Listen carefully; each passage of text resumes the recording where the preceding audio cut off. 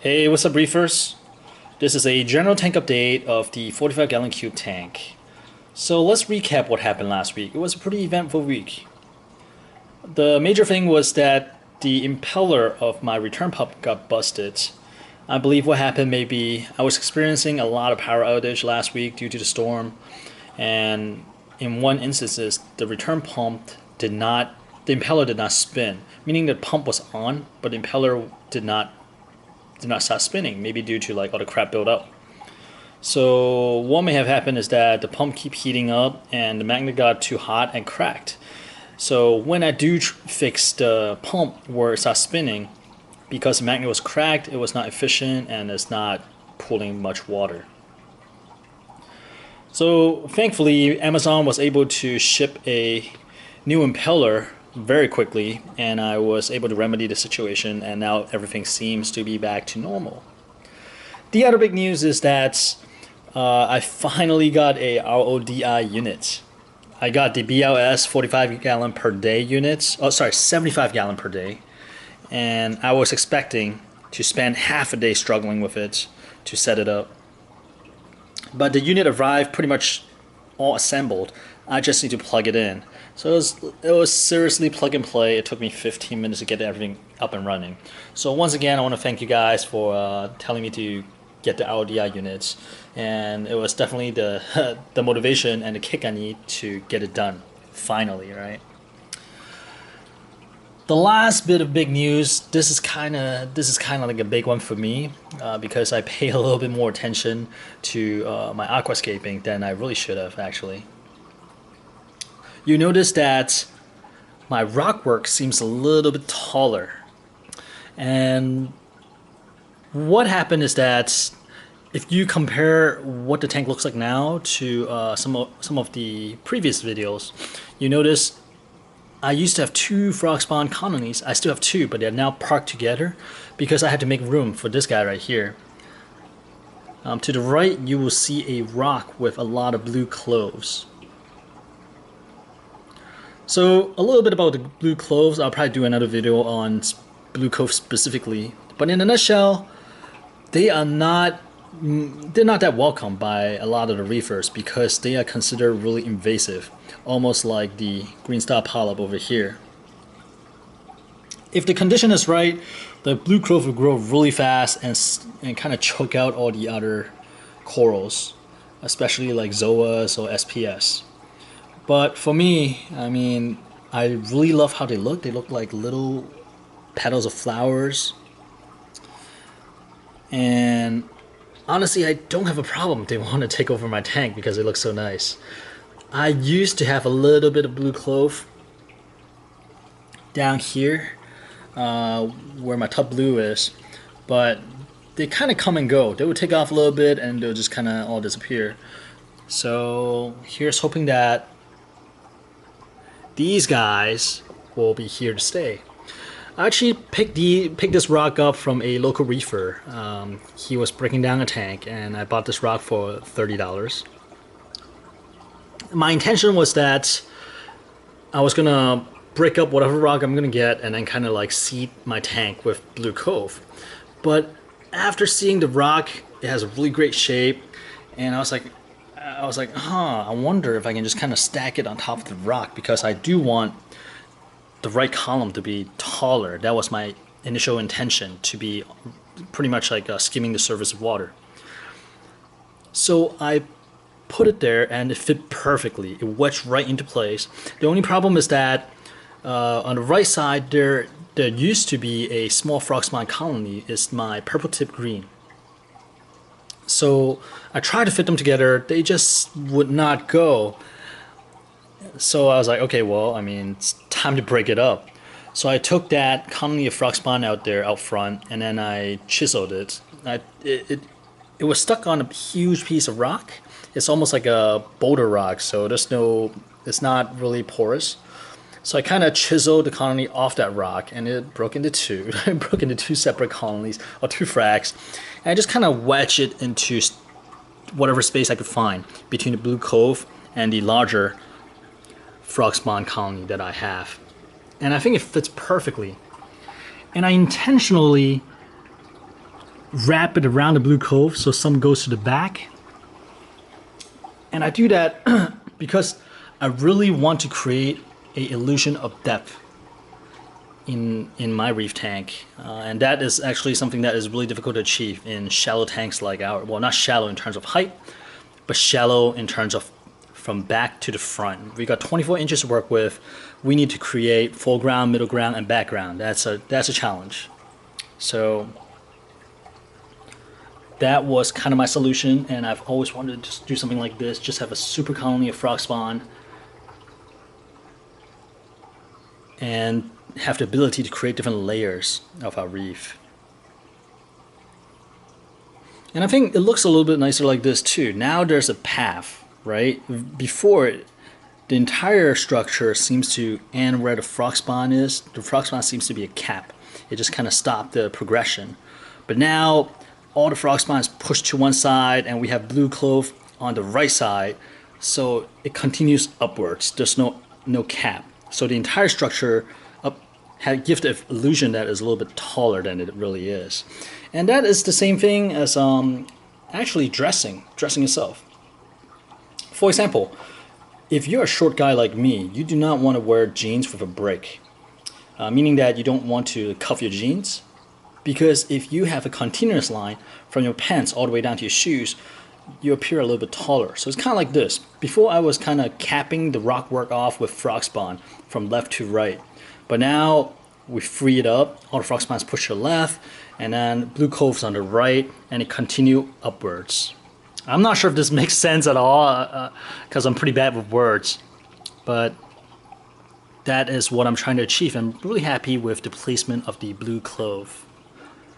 Now you also notice that I moved the kryptonite candy cane coral up top. It used to sit kind of at the base of the rock structure. Well, the reason I did that is because the rose bubble tip anemone was not there before. It was a little bit lower, and it was threatening to sting the kryptonite candy cane. So I moved the candy cane up, thinking that, okay, let me get it out of harm's way. And it was actually a really good location, until the rose bubble tip anemone decided to expand and move up again. So now I may have to move the kryptonite candy cane again, unless they are okay to coexist. Because some of you guys mentioned that rose bubble tip anemone seems to do okay with frog spawn side by side. Do you guys know if the rose bubble tip anemone would be okay with the candy cane side by side as well? So far they seem okay, but it's only been one day, so I am not sure. To be safe, I would move it, but if it is possible for them to coexist like this, then I would prefer to leave the candy cane right there, because it is at a nice space.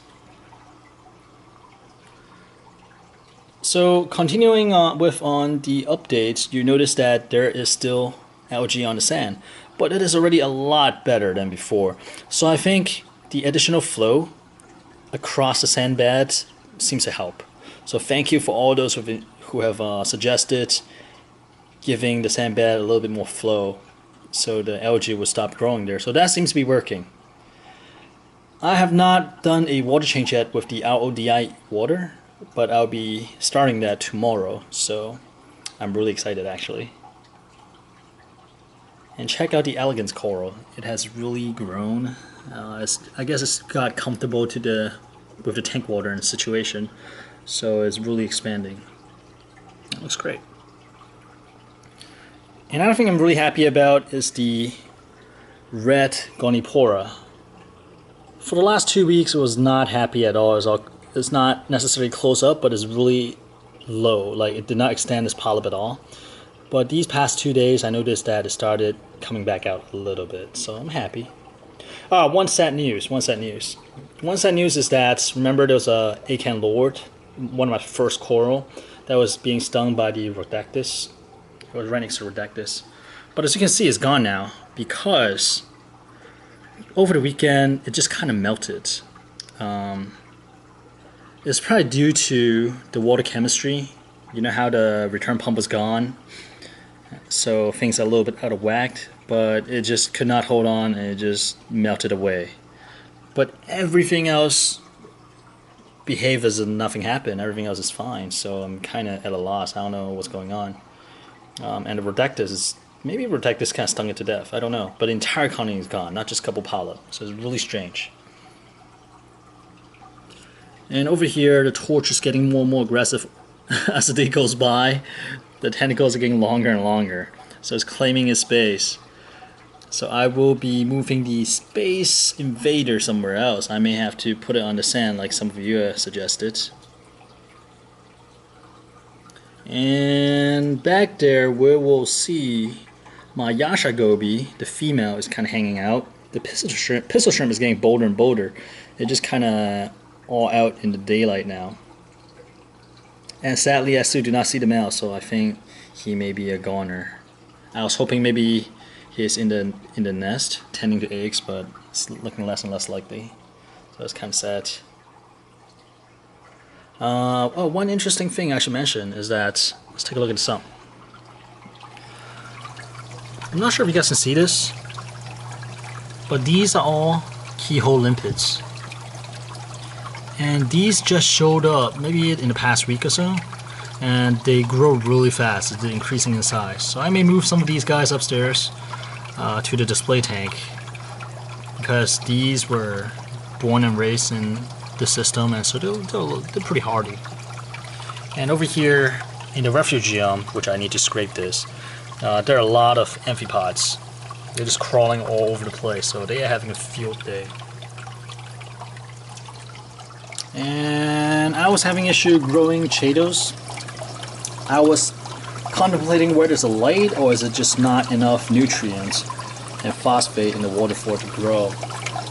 So I was chatting on Reef to Reef forum, and somebody suggested that, you know, maybe I want a different light bulb. This one's not good enough.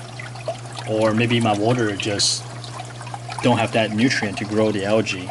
So I don't know, I'll look into it later. Right now I want to deal with my water quality situation first. Start doing some water changes. Alright. Yeah, so actually I'm trying a new method of filming today. I'm still using the point and shoot camera. That is the Sony RX100 Mark IV. But I'm actually borrowing my friend Sally's gimbal. So the idea is that with a gimbal, the camera movement will be a little more fluid, so it's not as jerky. But I am not sure if I'm using it right, so I guess I'll check out the footage afterwards and see if it's worth investing in.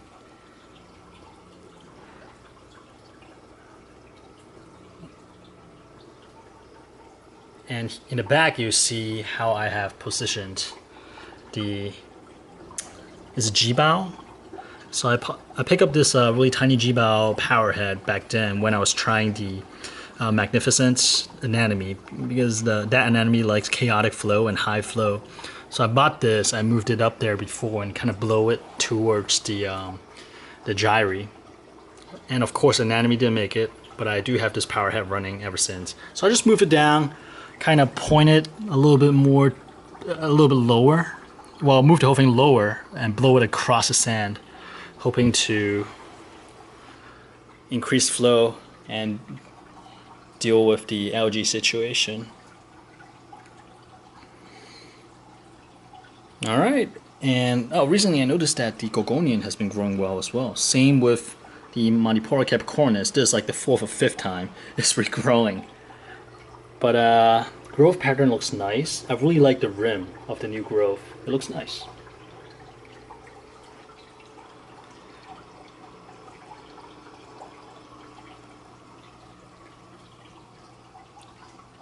Alright, so this is a pretty wordy update of the 45-gallon tank. So I'm kind of experimenting with moving the camera around too on this gimbal just to get a feel. So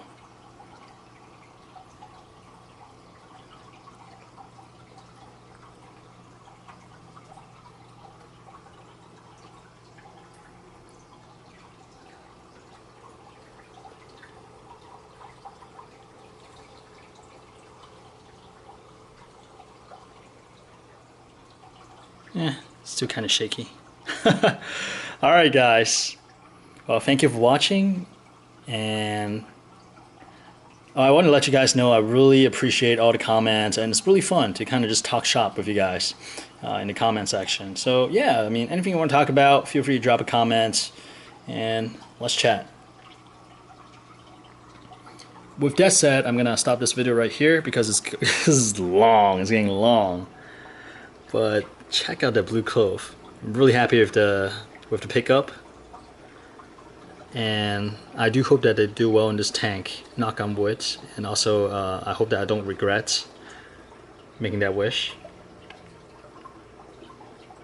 And I'll do a more Blue Clove focused video later on to kind of introduce this coral and the pros and cons on these guys. It's not that often that you find blue corals or blue color in general in a reef tank. So yeah, I specifically seeked it out. I was like, hey, I posted on the Wildman's forum saying that I'm looking for Blue Clove, if anybody has it. And I know some people hate it, so if you hate it, let me know. I'll gladly take it off your hands. And sure enough, somebody was trying to get rid of this. Yeah.